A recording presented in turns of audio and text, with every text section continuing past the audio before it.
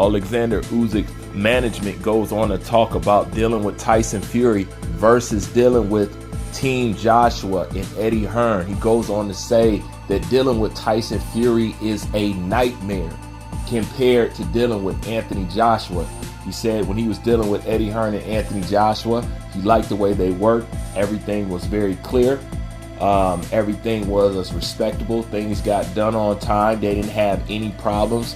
He liked seeing them work, and he wants to work with them again. But he says working with Tyson Fury, he's been through everything up and down that there can be and any problems that there will be.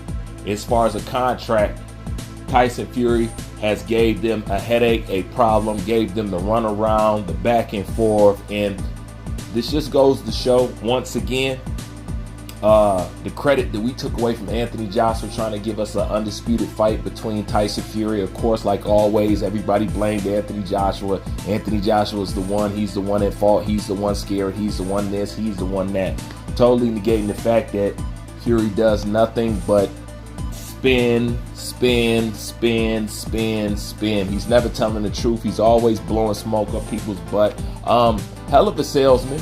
You know, that's something that you always got to give Fury, but you can't believe nothing that Fury says. You know, that's what it shows you at the end of the day. And he just keeps bullshitting and coming up with excuse after excuse. This is something that we have always said. This is why people have bucked at the idea of where people try to place him and say what he is and how great that he is and this, that, and the third. And none of his actions show any of that. We can't see why you would want to propel him to the levels that people put him if you can't get him to do basic stuff that he should want to do, if not for his career, just based off of British UK history alone.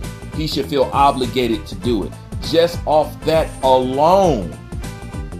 You know?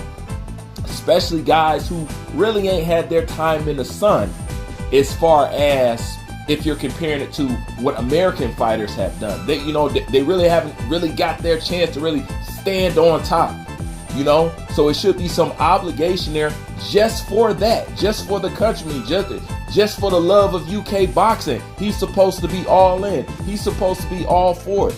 But no, instead he has to come up with rematch clauses and stuff like this and put it off on another person. I also seen a tweet. Once again, it made all the sense in the world. He said it's funny this man talk about rematch clauses, but look at all the people that he has rematches with. It makes no sense at the end of the day with Tyson Fury. Just bullshit, hoop after hoop after hoop after hoop after hoop, and y'all still praise and love this man for basically doing the bare minimum in boxing, the bare minimum in the heavyweight division. That's just the truth. You know, and it shouldn't have to come to this point where we basically got y'all trapped in a corner, holding up a mirror, making you look at it. That's the only reason why people can't rebuttal like they want to now, because you know that there's nothing that you can say.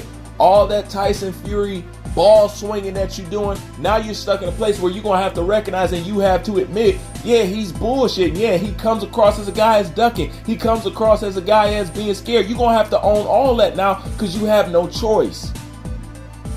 But it shouldn't have to come down to this point. Now, he's messing with the undisputed. Why? Because y'all terraform the environment for him to do this fuckery. And that's where we're at right now. But then again, that's just my opinion. Like, comment, subscribe. Bruce Van, I'm out.